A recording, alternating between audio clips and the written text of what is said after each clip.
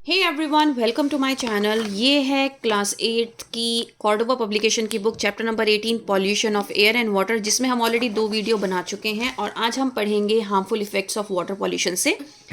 So let us discuss some harmful effects of water pollution. इस पूरे chapter में अभी तक हमने एयर और वाटर पॉल्यूशन के बारे में ही पढ़ा है और अब हम इसके हार्मफुल इफेक्ट्स पढ़ रहे हैं वाटर पॉल्यूशन के। इफेक्ट्स ऑन ह्यूमन हेल्थ पे क्या इफेक्ट है वाटर पॉल्यूशन का?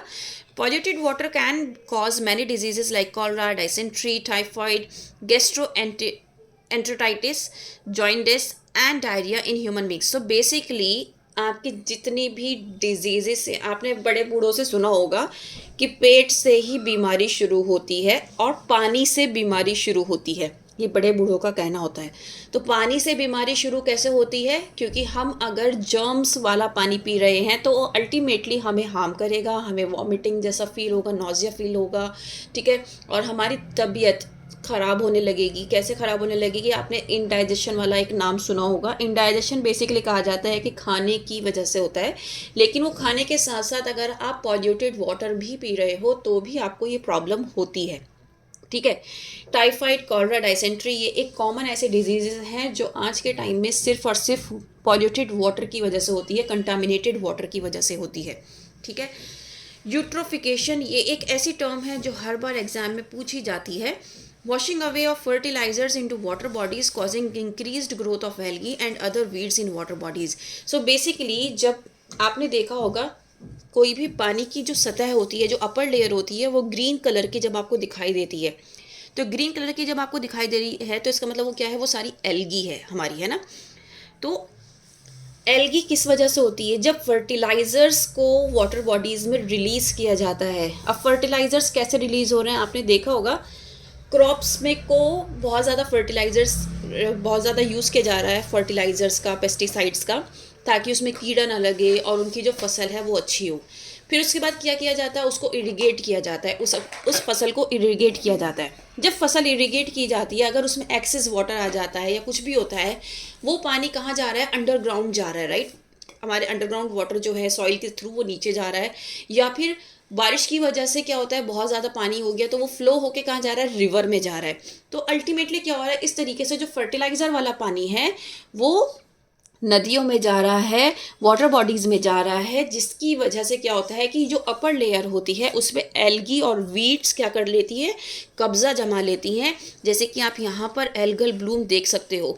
आपको पता है ये एल्गल ब्लूम की वजह से क्या होता है? इसकी वजह से ना जो ऑक्सीजन है वो नीचे पानी के अंदर पहुंच नहीं पाती, जिसकी वजह से जो एनिमल हैं, एक्वेटिक एनिमल्स हैं, उनकी डेथ होना स्टार्ट हो जाती है।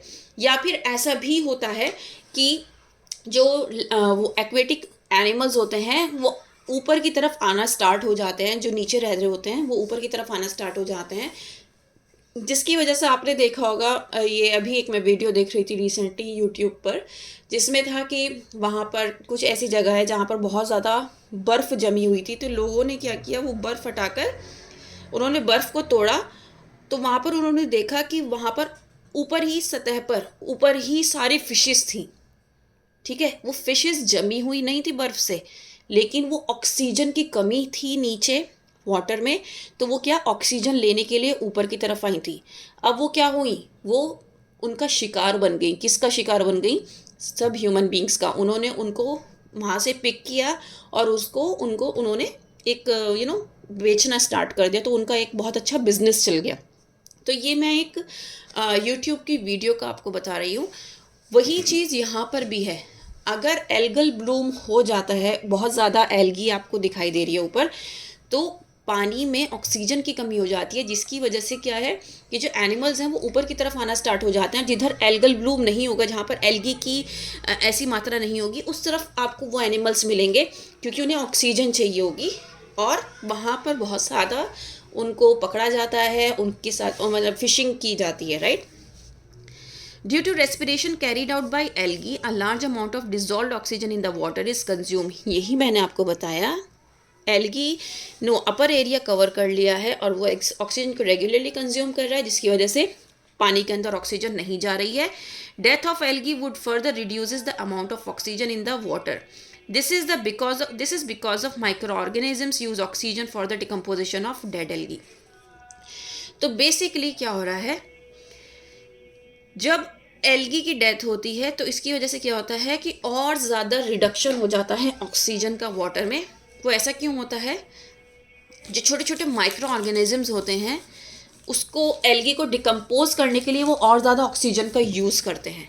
ठीक है, तो ये जो डिकम्पोजिशन हो रहा है एल्गी का, इसमें भी ऑक्सीजन का यूज़ हो रहा है, जिसकी वजह से जो वाटर में जो ऑक्सीजन की कमी है वो और ज़्यादा बढ़ जाती है. The process of nutrient enrichment of water bodies that stimulates the growth of the aquatic plants like algae that may result in depletion of dissolved oxygen is called eutrophication. Depletion का मतलब होता है कमी होना. वो प्रोसेस न्यूट्रिएंट एनरिचमेंट का water bodies में जो क्या करता है, एक्वेटिक प्लांट्स की ग्रोथ को स्टिमुलेट करता है, जैसे कि एल्गी वगैरह. तो उससे क्या होता है, वो ऑक्सीजन जो डिज़ोल्व है ऑलरेडी वाटर में, वो क्या करती है, उसको ख़त्म करना स्टार्ट कर देती है, डिक्रीज़ करना स्टार्ट कर देती है. इसी प्रोसेस को हम क्या कहते हैं, यूट्रोफिकेशन कहते हैं. इसको अगर मैं बहुत ही इजी वर्ड्स में बताऊं, यूट्रोफिकेशन का मतलब होता है जब फर्टिलाइज़र्स ऐड होते हैं वाटर बॉडीज़ में, तो उस पर ऊपर क्या होता है, ग्रीन एल्गी जो है वो अपना एरिया कवर कर लेती है, जिसकी वजह से वो ऑक्सीजन को कंज्यूम करती है और वाटर के अंदर जो ऑक्सीजन होता है उसकी कमी होने स्टार्ट हो जाती है, जिसकी वजह से यूट्रोफिकेशन होता है. This causes loss of biodiversity because once the level of dissolved oxygen falls, fish and most other aquatic animals also die due to suffocation. इसकी वजह से क्या होता है भाई, पानी में ऑक्सीजन की कमी होगी, अल्टीमेटली जो पानी में रह रहे एनिमल्स हैं और जितने भी वाटर प्लांट्स हैं उनको नुकसान पहुंचेगा, उन तक ऑक्सीजन नहीं पहुंचेगी, जिसकी वजह से उनकी डेथ होनी स्टार्ट हो जाती है और बायोडाइवर्सिटी जो है वो वो लॉस में चली जाती है ना. Biological magnification. Pesticides and insecticides like DDT are poisonous chemical substances which are used in large quantities to kill pest and protect the plants from diseases. DDT एक बहुत ही कॉमन केमिकल है जो यूज़ किया जाता है प्लांट्स के लिए ताकि उनको पेस्ट से, डिजीजेस से बचाया जा सके. लेकिन अब किसी भी चीज़ का एक्सेसिव यूज़ क्या करता है, वो नुकसान पहुंचाता है सॉइल को भी, वाटर को भी और प्लांट को भी. Excess of pesticides find their way to water bodies through rainwater. The pesticides enter the food chain at the producer level, that means plants, and get accumulated in the body of the organism in increasing concentration along the food chain. So basically क्या होता है, आपने देखा होगा आज के time में सभी लोग ये बोलते हैं हम ग्रीन वेजीज तो खा रहे हैं लेकिन इसमें न्यूट्रिशन वैल्यू बिल्कुल ख़त्म हो चुका है. आपने सोचा है कभी कि ग्रीन वेजीज में न्यूट्रिशन वैल्यू क्यों ख़त्म हो रहा है? वो इसलिए ख़त्म हो रहा है क्योंकि फर्टिलाइज़र्स का यूज़, पेस्टिसाइड्स का यूज़, DDT का यूज़ बहुत ज़्यादा किया जा रहा है, जिसकी वजह से जो उसमें न्यूट्रिशन था वो ख़त्म हो गया है. अब आपने देखा होगा हमें पहले ग्रीन वेजीज को बॉईल करना पड़ता है अलग से उसको बनाने से पहले. अगर हम ऐसा नहीं करते तो हम अल्टीमेटली ये जितने भी पेस्टिसाइड्स और फर्टिलाइज़र्स हैं ना, ये कंज्यूम कर रहे हैं. और अगर हम ऐसा नहीं कर रहे हैं तो वो कंज्यूम हम जो कर रहे हैं ना, उससे हमें ऐसी डिजीज़ेज़ हो रही हैं जो क्योरेबल नहीं है. जैसे कि आपने आज के टाइम में देखा होगा छोटे छोटे बच्चों को भी कैंसर डिटेक्ट हो रहा है. क्या आपने कभी सोचा था कि ऐसा होगा? क्या आपने कभी इमेजिन किया था? नहीं ना. आज के टाइम में कैंसर के केसेस ऐसे हैं जैसे नज़ला बुखार और खांसी के केसेस होते हैं, राइट. तो ये सारी प्रॉब्लम्स कहाँ से स्टार्ट हो रही हैं? ये अल्टीमेटली हम ह्यूमन बींग्स ही कर रहे हैं. हम ज़्यादा ग्रोथ के चक्कर में क्या कर रहे हैं, फर्टिलाइज़र्स का, पेस्टिसाइड्स का बहुत ज़्यादा यूज़ कर रहे हैं जो अल्टीमेटली हम तक पहुँच रहा है और हमें हार्म पहुँचा रहा है. हम तक कैसे पहुंच रहा है भाई? आप ये देखो, आप फर्टिलाइजर्स का, पेस्टिसाइड्स का यूज़ कर रहे हो, रेन वाटर जब होता है, रेन वाटर निकल के कहा जाता है वाटर बॉडीज़ में मिक्स हो जाता है, वो अल्टीमेटली जो एक्वेटिक एनिमल्स और प्लांट्स हैं उनको हार्म करता है. ठीक है, साथ साथ उन जो प्लांट्स में पेस्टिसाइड्स और फर्टिलाइजर छिड़का गया है वो हम खाते हैं. आपने वो वाली एक वीडियो देखी है यूट्यूब पे जिसमें अदरक को एसिड से धोया जाता है और उसको बिल्कुल साफ़ कर दिया जाता है. क्या आपने सोचा है हम एसिड वाला अदरक खा रहे हैं? अदरक के कितने अच्छे बेनिफिट्स हैं, हम बचपन से सुनते आ रहे हैं, लेकिन अदरक को भी एसिड से धोया जाता है। क्यों? ताकि उसकी जो उसको बिल्कुल नया बनाया जा सके, उसको बिल्कुल साफ़ सुथरा किया जा सके। तो अल्टीमेटली वो एसिड हमारी बॉडी में जाके हमें हार्म करेगा या नहीं करेगा, आप खुद सोचिए। ठीक है, तो इस तरीके से ये जो फूड चेन है ये चलती रहती है। और एक्वेटिक फूड चेन, फ्लाइटोप्लैंक्टन्स, और ये क्या है, ज़ूप्लैंक्टन्स, ये एक देखो फूड चेन आपको पता है, और उस फूड चेन में हम भी आते हैं। हम ग्रीन वेजिटेबल्स भी खाते हैं, मीट भी खाते हैं, है ना। जब हम ग्रीन वेजिटेबल्स खा रहे हैं तो ग्रीन वेजिटेबल्स के साथ मैंने आपको बता दिया कि आपको किस तरीके से हार्म पहुंच रहा है।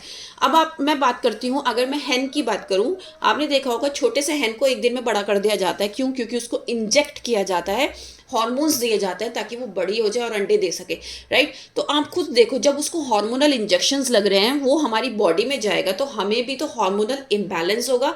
आज के टाइम में पीसीओएस, पीसीओडी, कितनी सारी हार्मोनल बीमारियां आ गई हैं। आपने कभी सोचा था कि आपकी लाइफ में ऐसी बीमारियां कभी होंगी? हर इंसान किसी ना किसी बीमारी में मुब्तला है आज के टाइम में, उसको कोई ना कोई बीमारी ज़रूर है। रीज़न जो इंजेक्शंस, हार्मोनल इंजेक्शंस एनिमल्स को लग रहे हैं, और वो उन एनिमल्स को हम कंज्यूम कर रहे हैं, राइट। और प्लांट्स को इंजेक्ट किया जा रहा है ताकि उनकी ग्रोथ अच्छी हो जाए, ठीक है। जैसे कि खीरा है, लौकी है, इनको इंजेक्ट करके क्या किया जाता है, बड़ा किया जाता है, रात ही रात में वो बड़े हो जाते हैं और हम उनको कंज्यूम करते हैं। तो वो हार्मोनल इंजेक्शंस जो लगाए जाते हैं, वो हार्मोन्स हमारी बॉडी में पहुंच रहे हैं, जिसकी वजह से हमें भी नुकसान हो रहा है। The small fish are consumed by large fish, which in turn are eaten by fish-eating birds. At each level, concentration of pesticides increase. तो बेसिकली यहाँ पे इन्होंने एनिमल्स की एक फूड चेन बताई है कि किस तरीके से कौन सा एनिमल किस तरीके से हार्म पहुँच रहा है किसको, ठीक है। कि फाइटोप्लैंक्टन्स जो हैं वो ज़ूप्लैंक्टन्स खाते हैं, फिर उसके बाद स्मॉल फिशेस इसको कंज्यूम करती हैं, फिर स्मॉल फिशेस को लार्ज फिश कंज्यूम करती हैं, जिसकी वजह से क्या होते हैं, जो फिश ईटिंग बर्ड्स होती हैं वो लार्ज फिशेस को खाती हैं। तो इस तरीके से क्या हो रहा है, ये बीमारी जो है एक से दूसरे इंसान के अंदर या दूसरे जानवर के अंदर पहुंच रही है, ठीक है। So the increase in concentration of harmful chemical substances like pesticides in the body of living organism at each trophic level of a food chain is called biological magnification. इसी को बायोलॉजिकल मैग्निफिकेशन कहते हैं कि एक herbivore को किसी carnivore ने खाया, कार्निवोर को किसी ओमनिवोर ने खाया, तो हर्बीवोर से जो हार्मफुल सब्सटेंसेस थे वो किस में पहुंचे, हर्बीवोर से कार्निवोर में पहुंचे, कार्निवोर से किस में पहुंचे, ओमनिवोर में पहुंचे, जिसकी वजह से क्या हो रहा है, ये जो फूड चेन है ये बढ़ती जा रही है। ट्रॉफिक लेवल पे क्या हो रहा है, हर एक उस पर ये सारी जो हार्मफुल केमिकल सब्सटेंसेस हैं ये ट्रांसफ़र हो रहे हैं। इसी को हम कहते हैं biological magnification. Now effects on aquatic life. अब एक्वेटिक लाइफ पे इसका क्या इफेक्ट है ये हम पढ़ लेते हैं। Accidental leakage of crude oil from the big oil tankers pollutes the water. ये हम जानते हैं कि जब जो बिग ऑयल टैंकर्स होते हैं वो पानी के थ्रू, वाटर ट्रांसपोर्ट के थ्रू वो ट्रांसफ़र किए जाते हैं, लेकिन कई बार क्या होता है कि लीकेज होने की वजह से बहुत सारे टैंकर्स जो हैं उसमें से ऑयल गिर जाता है और वो वाटर में मिक्स हो जाता है। लेकिन आपको पता है कि वाटर में ऑयल कभी भी मिक्स नहीं होता, लेकिन ऊपरी सतह पर वो बहता रहता है, जिसकी वजह से क्या होता है, वहाँ का जो ऑक्सीजन लेवल है वो डिक्रीज़ हो जाता है, ठीक है। क्योंकि ऑयल लाइटर होता है वाटर में, इसलिए ऊपर ही सतह पर वो बहता रहता है। इसी को हम क्या कहते हैं, ऑयल स्लिक कहते हैं इस प्रोसेस को। तो the oil slick does not allow light and air to penetrate easily in the water. Penetrate मतलब वो ईजिली पानी में ईजिली लाइट को और ऑक्सीजन को जाने नहीं देता, ठीक है, जिसकी वजह से thousands of marine plants and animals क्या करते हैं, वो मर जाते हैं, ठीक है। Moreover, the cleaning up process of oil slick with detergents also causes a lot of damage to marine habitat. So basically इसको भी ऐसा नहीं है कि अगर कोई लीकेज हुआ है तो उसको ऐसे छोड़ दिया जाता है, नहीं, उसको भी साफ़ किया जाता है, उस वाटर को क्लीन किया जाता है, लेकिन वाटर क्लीन करने के लिए भी डिटर्जेंट्स वगैरह का यूज़ किया जाता है, जो कि अल्टीमेटली हार्म करता है वाटर एनिमल्स को। Now methods of prevention and control of water pollution. Washing clothes, cleaning utensils and taking a bath near water bodies such as lakes, rivers and ponds should be restricted. ये आपको पता है कि धोबी घाट आपने सुना है, धोबी घाट में क्या होता है, धोबी जितने भी रिवर साइड पे जाके क्या करते हैं, कपड़े धोते हैं और हम उन्हीं कपड़ों को पहनते हैं। तो ये सब चीज़ें क्या है, ये बैन होनी चाहिए। एक्सेसिव यूज़ ऑफ फर्टिलाइजर्स और पेस्टिसाइड्स को डिस्करेज करना चाहिए। जो डोमेस्टिक सीवेज है उसको प्रॉपर ट्रीटमेंट करके जितने भी उसमें टॉक्सिक्स हैं उसको निकाल के उसके बाद उसको वाटर बॉडीज में रिलीज़ करना चाहिए। जितना भी टॉक्सिक इंडस्ट्रियल वेस्ट है उसको भी पहले केमिकली रिमूव करना चाहिए और जितना भी टॉक्सिन है उसमें से निकाल देना चाहिए और फिर उसके बाद क्या करना चाहिए, वाटर बॉडीज़ में रिलीज़ करना चाहिए। पॉल्यूशन कंट्रोल रूल्स जो हैं गवर्नमेंट ने जो रूल्स बनाए हैं उनको हमें क्या करना है, फॉलो करना है। Dead bodies should be cremated और buried and do not disposed of in river और अ लेक। डेड बॉडीज़ आपने देखी होंगी, उनको या तो मतलब जलाने के बाद उसकी राख हम वहाँ डालते हैं पानी में, तो उस चीज़ को ना करके उसको हमें दबाना चाहिए, ठीक है, जलाने के बाद। Educating the public about the harmful effects of water pollution. जो वाटर पॉल्यूशन किया जा रहा है, वाटर पॉल्यूशन कैसे हो रहा है, इसके बारे में हमें क्या करना चाहिए, पूरी पब्लिक को, सभी लोगों को समझाना चाहिए। सो बेसिकली यहाँ पर क्लीन इंडिया इनिशिएटिव दे रखा है कि कुछ क्लीन इंडिया से रिलेटेड बहुत सारे अभियान चलाए जा रहे हैं। रिवर गंगा का यहाँ पर गिवन है। रिवर गंगा का मैंने इससे पहले भी आपसे डिस्कस किया था कि रिवर गंगा में बहुत ज़्यादा पॉल्यूशन हो गया था, जिसके बाद वहाँ पर बहुत सारे रूल्स एंड रिस्ट्रिक्शंस लगाए गए थे और अब काफ़ी हद तक वहाँ का जो पॉल्यूशन है वो कंट्रोलेबल है, ठीक है। Now we have portable water. Portable water कौन सा वाटर होता है, जो हमारा पीने के लिए होता है। Water that is suitable for drinking is called portable water. Municipal bodies treat the water before supplying it to household. तो म्यूनिसिपल कॉर्पोरेशन का क्या काम है कि वो क्या करती है, वो पानी को पहले ट्रीट करती है ताकि वो उस घरों में सप्लाई करने से पहले वो ट्रीट करती है ताकि वो पीने लायक रहे, ठीक है। अब उसमें बहुत सारे स्टेप्स इन्वॉल्व होते हैं, ठीक है। यहाँ पर आप डायग्राम देख सकते हो, ये हम पढ़ेंगे अभी। वाटर ट्रीटमेंट प्लांट होता है बेसिकली। उस वाटर ट्रीटमेंट प्लांट में क्या क्या होता है, before the water reaches our home it needs to be cleaned by removing the impurities and killing disease causing microorganisms. Water is cleaned in the water treatment plant consisting of different tanks. Water from rivers or lakes first pumped into the sedimentation tank. So basically जितने भी उसमें impurities और micro organisms present होते हैं उनको treat किया जाता है, घरों में भेजने से पहले उसको ट्रीट किया जाता है। तो ये आपका एक सेडिमेंटेशन टैंक है। सबसे पहले क्या किया जाता है, सेडिमेंटेशन टैंक में पानी को डाला जाता है। सेडिमेंटेशन टैंक का क्या फंक्शन होता है, सबसे पहले तो आपको ये पता होना चाहिए, ठीक है। सो इस पानी को जब सेडिमेंटेशन में पानी को डाल दिया जाता है तो इस पानी को डालने के बाद इसको 1 या 2 दिन के लिए छोड़ दिया जाता है, इसको टच नहीं किया जाता। ऐसा करने से क्या होता है, जितना भी इसमें लार्ज इंसॉल्युबल मटेरियल होता है, इम्प्योरिटीज़ होती है, वो बॉटम में सेटल डाउन हो जाती है, जैसे कि आप देख सकते हैं, ठीक है। फिर जो छोटी छोटी इम्प्योरिटीज़ जो बहुत लाइट वेट होती हैं, जो वाटर में ऊपर की तरफ मिक्स होती हैं, सिर्फ वो रह जाती हैं, लेकिन जो मोटे मोटे इम्प्योरिटीज़ होती हैं वो नीचे सेटल डाउन हो जाती हैं। फिर इस वाटर को क्या किया जाता है, दूसरे टैंक में, जिसको हम लोडिंग टैंक कहते हैं, वहाँ पर ट्रांसफ़र किया जाता है, ठीक है। इसके बाद क्या होता है, जो सस्पेंडेड इम्प्योरिटीज़ जो ऊपर इसमें पानी में बह रही थी, उन इम्प्योरिटीज़ को क्या किया जाता है, इसको छोड़ दिया जाता है। इसमें कुछ केमिकल्स यूज़ किए जाते हैं, जैसे कि एलम यूज़ करने के बाद क्या होता है कि वो जो छोटी छोटी इम्प्योरिटीज़ थी वो नीचे सेटल डाउन हो जाती है, ठीक है। वो जब इसको भी 1 दिन के लिए छोड़ा जाता है और फिर उसके बाद इसमें सेटल डाउन हो जाती हैं सारी इम्प्योरिटीज़ नीचे। फिर उसके बाद इसको नेक्स्ट डे यहाँ से निकाल दिया जाता है, ठीक है। इसको फिल्ट्रेशन टैंक में लाया जाता है, ठीक है। यहाँ पर क्या होता है, यहाँ पर लेयर ऑफ सैंड, ग्रेवल और चारकोल होते हैं, जो कि जितनी भी छोटी छोटी सस्पेंडेड इम्प्योरिटीज़ हैं उनको निकाला जा सकता है, ठीक है। देन यहाँ पर क्लोरिनेशन टैंक होता है, यहाँ पर आप देख सकते हो। इसमें क्या किया जाता है, यहाँ पे इस क्लोरिनेशन टैंक में उस फिल्ट्रेशन टैंक से जो पानी आया है इसको भरा जाता है, ठीक है। इसमें क्लोरीन ऐड की जाती है। क्लोरीन ऐड करने का मकसद क्या होता है, जितनी भी डिजीज़ कॉजिंग माइक्रो ऑर्गेनिजम्स होते हैं, वो जितने भी जर्म्स होते हैं वो किल हो जाते हैं क्लोरीन ऐड करने से।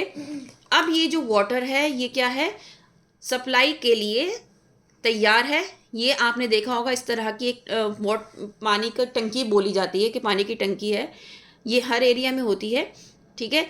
तो यहाँ पर ये पानी सप्लाई किया जाता है। इस टंकी से क्या होता है, घरों में पानी जाता है। और इस तरीके से ये क्या है, ये एक प्रोसेस है कि किस तरीके से पोर्टेबल वाटर क्लीन किया जाता है। कितने सारे इसमें प्रोसेस होते हैं, 1 2 3 4। सो 4th प्रोसेस में हमें क्लीन वाटर मिलता है जो पीने लायक होता है। अब हम यहाँ पर एक इसका माइंड मैप चेक कर लेते हैं। तो हमने पॉल्यूशन के बारे में पढ़ा, इसके टाइप्स पढ़े, एयर पॉल्यूशन के भी हम कैसे कॉज किया जाता है, इंडस्ट्रियल एमिशन, ऑटोमोबाइल एग्जॉस्ट और burning of fuels, harmful effects हमने पढ़े। देन हमने प्रिवेंशन भी इसका पढ़ा। अच्छा, हार्मफुल इफेक्ट्स में हमने इसके हेल्थ पे क्या है और एनवायरनमेंट पे क्या हार्मफुल इफेक्ट्स हैं वो हमने सब पढ़े। देन वाटर पॉल्यूशन में हमने पढ़ा इसका aquatic life of human health पे क्या इसका इफेक्ट है, एंड क्या क्या हम इसमें प्रिवेंट कर सकते हैं, प्रिवेंशन क्या क्या कर सकते हैं, वाटर पॉल्यूशन किस तरीके से कॉज होता है, ये सब हमने पढ़ा, राइट। अब यहाँ पर अगर आप एनवायरनमेंट वाला पार्ट देखोगे तो इसमें हमने acid rain, green house effect, ozone layer, skin care वगैरह के बारे में भी पढ़ा था, और किस तरीके से इसके क्या क्या कॉजेज़ हैं, क्या क्या इफेक्ट्स हैं, ये सब हमने पढ़ा था। ये एक बहुत अच्छा आपके पास माइंड मैप है। इससे आप बहुत कुछ जब आप रिवीजन कर रहे होते हो तो इस माइंड मैप के थ्रू अगर आप रिवीजन करोगे तो आपका बहुत अच्छा रिवीजन होता है। तो इस तरीके से फ्लो चार्ट आप बना के रखो, और ये अगर आपके दिमाग में रहेगा तो आप बहुत इजीली पेपर कर पाओगे, आपको रेक्टिफिकेशन की ज़रूरत नहीं पड़ेगी। अगर कोई हेल्प चाहिए, you can let me know in the comment box, I will help you always. Okay, that's all for today, thank you.